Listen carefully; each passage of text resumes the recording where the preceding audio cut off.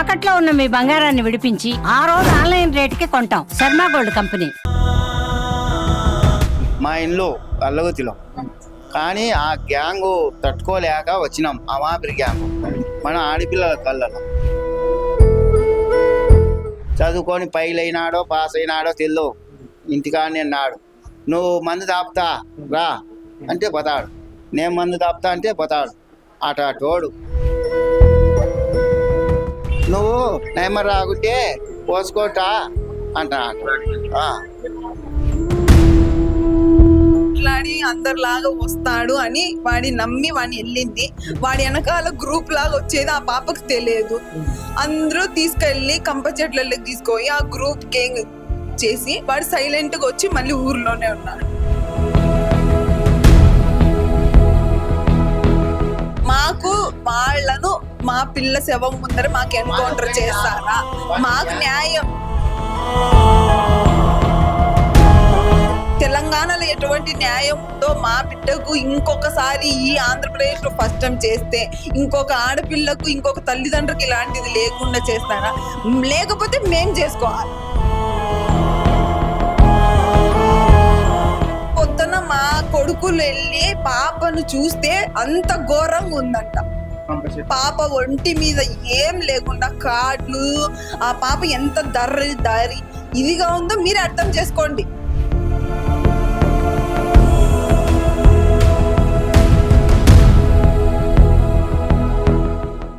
జమ్మలమడుగు గండికోటలో జరిగినటువంటి అత్యంత దారుణ సంఘటన నేపథ్యంలో వారి తల్లిదండ్రులందరూ కూడా వైష్ణవి తల్లిదండ్రులు కన్నీరు మున్నీరవుతున్నారు. అల్లారు ముద్దుగా పెంచుకున్నటువంటి తమ ఇంటి బంగారు తల్లిని లోకేష్ అనే యువకుడు చిదిమేశాడు. చివరికి ప్రాణాలు తీసిన పరిస్థితి కనిపిస్తుంది. మనతో పాటు వైష్ణవి తండ్రి ఉన్నాడు. అన్న, ఏం జరిగింది మొదటి నుంచి కూడా? ఎందుకు ఇంత దారుణానికి ఒడిగట్టాడు?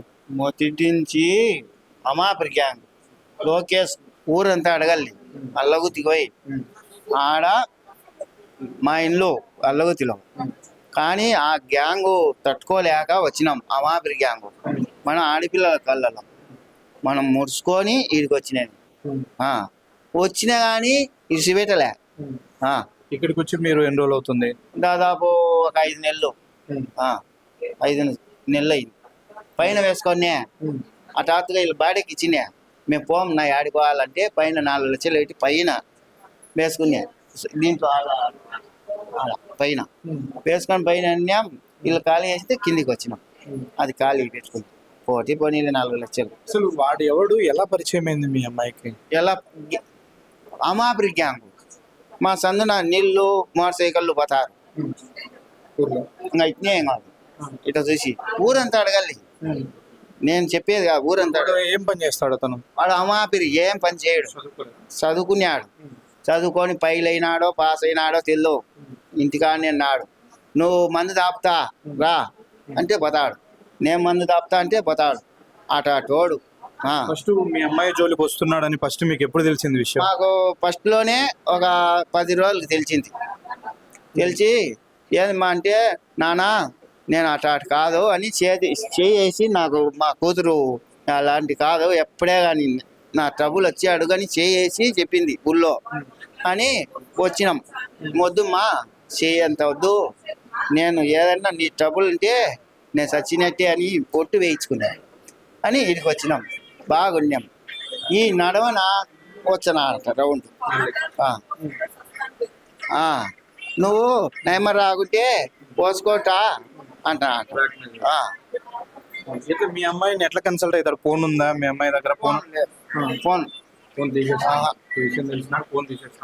ఫోన్ ఉంది, కానీ మా అమ్మాయి ఫోన్ తీసుకునేది వచ్చినాక మేము నువ్వు తీసుకునే చూసినంతసేపు వాళ్ళమ్మ నిన్ను కాయలు పెట్టే అన్నీ చూస్తాం ఏం చూసింది అని.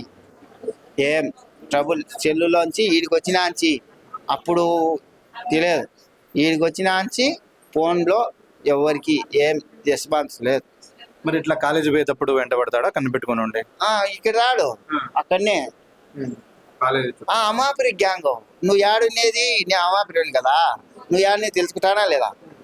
అట్ట తెలుసుకున్నాడు. మా ఊరు పాప వచ్చాది బంగాల్లో పిల్ల, అవన్నీ అమ్మాయి వారినో ఎట్టనో మొత్తం తెలుసుకున్నాడు. ఫస్ట్ వార్నింగ్ ఇచ్చినాం, వార్నింగ్ ఇచ్చి మా కొడుకులు దాన్లు బాగా, కానీ లెక్క చేయలే. వాడు తిన్నాడు సన్నం, అంత సన్నం శక్తి, కానీ ఇసిరేటలే. లాస్ట్కు నిన్న జరిగింది సార్.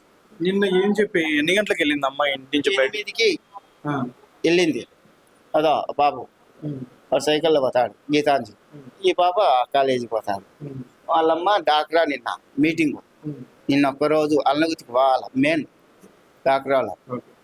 నేను పోతున్నా మీ ఇద్దరు పొల్లి అని క్యారీలు. మామూలుగా అయితే తొడకచ్చనియాడు మా పెద్ద కొడుకు, చెన్నై పోయినాడు కాలేజీ గంటగా చదువు కోసం. ఆదివారం పోయినాడు, నిన్న రాలే. నిన్న ట్రబుల్ ఇచ్చింది మాకు లేని దాన, అందుకు నడిచిపోయింది క్యారీ పెట్టుకొని. ఇంకా ఎంత దూరం పోయిందో వాడిని నమ్మి తీసుకొని కొంతసేపు మాట్లాడి అందరిలాగా వస్తాడు అని వాడి నమ్మి వాడిని వెళ్ళింది. వాడి వెనకాల గ్రూప్ లాగా వచ్చేది ఆ పాపకు తెలియదు. అందరూ తీసుకెళ్లి కంప చెట్లకి తీసుకొని ఆ గ్రూప్ గేంగ్ చేసి వాడు సైలెంట్ గా వచ్చి మళ్ళీ ఊర్లోనే ఉన్నాడు. అంతే. మాకు ఫోన్ అతనితో పాటు అంటే ఇంకా చాలా మంది వెళ్ళింటారనే మీ అనుమానం? వెళ్ళే సీసీ కొటేజ్ లో వీడి తర్వాత ఇద్దరు మళ్ళీ బైక్ లో వెళ్ళిన మాకు సీసీ కొటేజ్ లో కనిపిస్తుంది. మాకు వాళ్ళను మా పిల్ల శవం ముందర మాకు ఎన్కౌంటర్ చేస్తారా? మాకు న్యాయం తెలంగాణలో ఎటువంటి న్యాయం ఉందో మా బిడ్డకు ఇంకొకసారి ఈ ఆంధ్రప్రదేశ్ లో ఫస్ట్ టైం చేస్తే ఇంకొక ఆడపిల్లకు ఇంకొక తల్లిదండ్రులకు ఇలాంటిది లేకుండా చేస్తారా? లేకపోతే మేం చేసుకోవాలా? అంటే కాలేజీకి వెళ్ళిన అమ్మాయిని ఇక్కడికి వచ్చి తీసుకెళ్ళడం, కాలేజ్ కానీ కాలేజ్ లోపలికి ఎంట్రీ అవ్వలేదు.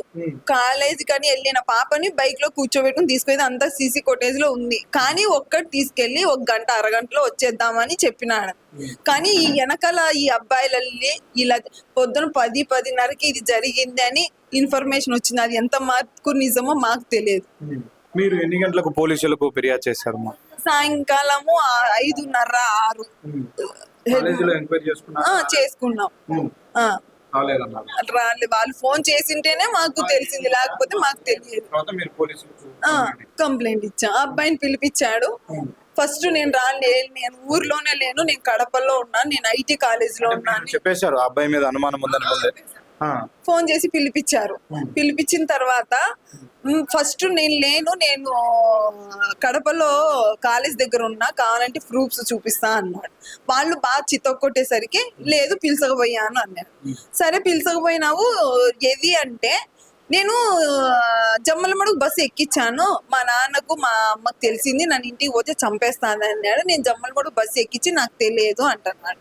ఇంకొకసారి పోట్లుగుత్తి బస్సు ఎక్కించిన అన్నాడు. ఇంకొకసారి నాకు అసలే తెలియదు, నేను చూడనే లేదా. మరి ఏది నిజం ఏది అబద్ధమో? కానీ వాడు సీసీ కొట్టేజ్ లో వాడు ఒక్కడే బయటికి వచ్చినాడు, పాపను రాలేదు. లోపలికి వెళ్ళేటప్పుడు పాపను తీసుకెళ్లేది వచ్చింది, బయటకు వచ్చేటప్పుడు ఒక్కడు వచ్చినాడు. అది చూసిన తర్వాత మేము అక్కడికి వెళ్ళి వెతకడం మొదలు పెట్టారా పోలీసు? పొద్దున మా కొడుకులు వెళ్ళి పాపను చూస్తే అంత ఘోరంగా ఉందంట. పాప ఒంటి మీద ఏం లేకుండా కాట్లు, ఆ పాప ఎంత దారి ఇదిగా ఉందో మీరు అర్థం చేసుకోండి. అది ఒకరు ఇద్దరు చేసినది కాదని చెప్తున్నారు. ఆ పాప సూసైడ్ కాదు, చేసి చంపేసినారు. మాకు ఎటువంటి న్యాయం కావాలంటే మాకు వాళ్ళని ఎన్కౌంటర్, నా కూతురు శవం ముందరే వాళ్ళ శవాలు ఉండాలి. ఇప్పుడు ఆ అబ్బాయితో పాటు తిరిగి ఇంకా గ్యాంగ్ కు సంబంధించి ఎవరైనా మీకు తెలిసిన వాళ్ళు ఉన్నారమ్మా? మాకు తెలియదు సార్, ఇంకా వాడు చెప్తేనే గానీ. ఇంతకు ముందు మేము 1-2 వానికి వార్నింగ్ ఇవ్వడం వాడు మనసులో పెట్టుకొని చేశాడో ఏమో తెలియదు. అయితే ప్రీ ప్లాన్ గా చేసినాడు. మళ్ళీ అవకాశం రాదు, మా అన్న లేడు మా అమ్మ లేదని ఆ అమ్మాయి చెప్పింది. ఏదో ప్రేమను నా కూతురు నమ్ముకుంది. అదే ప్రేమను ఇంకొకటో చెప్పిండు, అమ్మాయి కూడా నమ్మింది. అసలు ఇప్పుడు చంపాలన్న ఆలోచన ఎందుకు వచ్చి ఉంటది అతనికి?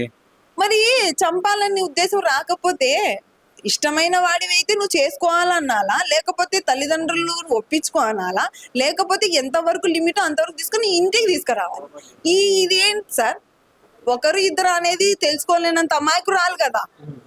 చూసే వాళ్ళకన్నా పాప ఎంత ఇదిగా ఉంటే అంత చెప్తున్నారు, మీరే అర్థం చేసుకోండి. ఒంటి మీద ఏమీ లేవంట.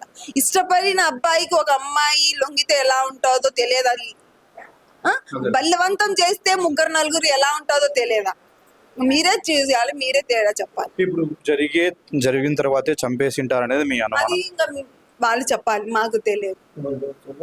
ఇంకా ఆ పోస్ట్ మార్టం రిపోర్ట్స్ ఏమొస్తాయో మాకు తెలియదు, ఏ టైమింగ్ అనేది మాకు తెలియదు. ఇంకా వాళ్ళు చెప్పిన దాన్ని బట్టించి కానీ మాకైతే న్యాయం జరగాలి. అన్న, మీరు గతంలో మీ అమ్మాయి వెంటబడుతున్నప్పుడు ఏమన్నా పోలీసులకు చెప్పడం కానీ ఇట్లా మా అమ్మాయి మేమే ఎంక్వైరీ ఇచ్చినాం. ఏంది ఇటు చేస్తున్నావు అంటే లేదన్నా నేను అటోని కాదన్నా, నాకు తెలియదన్నా అని తప్పించుకున్నాను. కానీ అమ్మాయి మాట్లాడకపోతే నేను చెయ్యి కోసుకుని ఎందుకు మాట్లాడుతున్నావు, మళ్ళీ ఎందుకు కంటిన్యూ చేస్తున్నా అని మేము అడిగితే నేను ఏం చెయ్యట్లేదు, వాడు ఎలా తెలుసుకుంటున్నాడు నెంబరు, నేను చేయి కోసుకుంటాను, నేను చచ్చిపోతాను, నేను అది చేసుకుంటా, ఒక వారం మాట్లాడు, నా కూతుర్ని బెదిరింపు కాల్స్తో మళ్ళీ ఇంకొకటి ఏంటంటే ఈ పాప చేసిన మెసేజ్, ఈ పాప చేసిన కాల్స్ చూపిస్తా బెదిరిస్తా వచ్చినాడు. వాడిటి మొత్తం డిలీట్ చేసి ఈ పాప చూస్తా బెదిరిస్తా వచ్చినాడు. తన బిడ్డను కాపాడుకోవడం కోసం ఊరిని కూడా వదిలేసి బయట ఊర్లోకి వచ్చి సంతోషంగా బిడ్డలను చదివించుకుందామని ఆరాటపడినటువంటి తల్లిదండ్రులకు చివరకు ఆ నీచుడు లోకేష్ అనే వ్యక్తి కడుపుకోతనే మిగిల్చాడు. అమాయకపు మాటలు చెప్పి ప్రేమిస్తున్నానని చెప్పి వంచి తీసుకెళ్లి తనొక్కడే కాదు ఈ ఘాతుకానికి తన ఫ్రెండ్స్ కూడా ఇందులో భాగస్వామ్యం ఉంది కాబట్టి 3-4 కలిసే ఇంతటి దారుణానికి పాల్పడి ఉంటారు అని వారి తల్లిదండ్రులు అనుమానిస్తూ ఉన్నారు. ఆ విధంగా పోలీసులు విచారణ చేయాలి. తన బిడ్డ మృతదేహాన్ని ఖననం చేసే లోపలే తన బిడ్డ శవం ముందే తన బిడ్డను ఈ విధంగా దారుణంగా చంపిన వ్యక్తులను కూడా చంపాలి అంటూ కూడా వాళ్ళు తమ ఆవేదనను తెలియజేస్తున్నారు.